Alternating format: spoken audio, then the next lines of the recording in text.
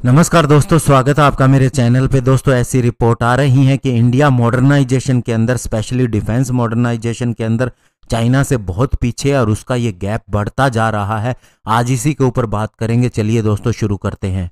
दोस्तों, Indian security establishment के लिए एक और वेकअप कॉल आ रही है, स्पेशली दोस्तों जब Stockholm international peace research institute ने 25 लार्जेस्ट आर्म्स कंपनीज की लिस्ट जारी की है और इसके अंदर दोस्तों 4 कंपनीज चाइना की हैं और इसके अलावा दोस्तों टॉप 10 कंपनीज के अंदर 3 कंपनी चाइना की है। तो ये दोस्तों हाईलाइट करता है कि किस तरह से चाइना का मिलिट्री मॉडर्नाइजेशन हो रहा है और इसके अलावा उसकी सेल भी आर्म्स एक्सपोर्ट की बढ़ रही है, स्पेशली कंट्रीज जैसे कि पाकिस्तान, बांग्लादेश और अल्जीरिया को। और दूसरी तरफ दोस्तों चाइना इस समय दुनिया का 5वां सबसे बड़ा आर्म्स एक्सपोर्टर के रूप में उभर के आया है, यूएस, रशिया, फ्रांस, जर्मनी के बाद में। और इसके अलावा अगर हम इंडिया की बात करें तो ये दुनिया का दूसरा सबसे बड़ा आर्म्स का इंपोर्टर है और जबकि दोस्तों इसकी मिलिट्री दुनिया की तीसरी सबसे बड़ी स्पेंड करने वाली है। तो दोस्तों ये वैसे तो चिंता का विषय है कि हम आज भी इंपोर्ट के ऊपर निर्भर है और चाइना जो कि हमारा मेन राइवल है, जिसके साथ एक स्टैंड ऑफ चल रहा है,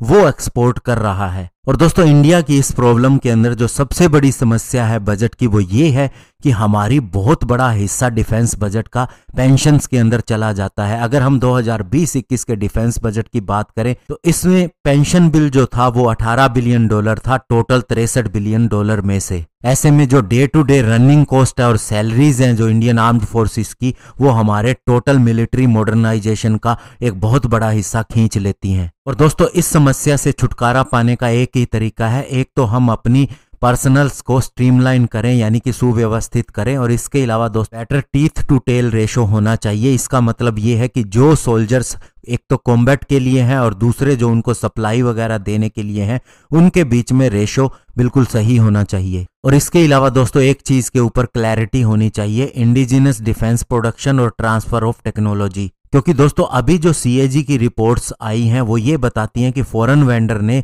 जो उनके ऊपर ऑब्लिगेशन थी ऑफसेट के रूप में, उसमें उन्होंने अगर टेक्नोलॉजी ट्रांसफर की बात करें तो बिल्कुल भी नहीं किया, या फिर किया है तो कोई हाई एंड टेक्नोलॉजी ट्रांसफर नहीं किया है। और दोस्तों अगर दूसरे शब्दों के अंदर कहें तो जो फॉरेन वेंडर है वो इंडियन डिफेंस कॉन्ट्रैक्ट को इस तरह से ट्रीट कर रहे हैं जैसे कि ये एक कैश काउ हो और जिससे कोई भी real benefit Indian indigenous defence industry को नहीं देना हो। तो दोस्तों पहली बात तो ये है कि ये ऑफसेट अब खत्म होता जा रहा है और दूसरी बात दोस्तों अब इंडिया भी मेक इन इंडिया के तहत आत्मनिर्भर भारत बनने की ओर बढ़ता जा रहा है। ऐसा नहीं है कि यहाँ पर प्रयास नहीं हो रहे हैं और अब उसके नतीजे भी दिखने शुरू हो गए हैं। तो दोस्तों थोड़ा टाइम लगेगा। हम एक डेमोक्रेसी है, चाइना डेमोक्रेसी नहीं है। वहाँ जो रूल गवर्नमेंट पारित कर दे उसी के ऊपर काम करना होता है और उसको जैसे चाहे कैसे भी पूरा करना होता है। यहाँ पर वो चीज़ नहीं है, इसीलिए हमें इसके अंदर थोड़ा सा समय लग रहा है। आप देखते हैं कि कितने प्रोटेस्ट होते हैं गवर्नमेंट के अगेंस्ट में, लेकिन धीरे धीरे ये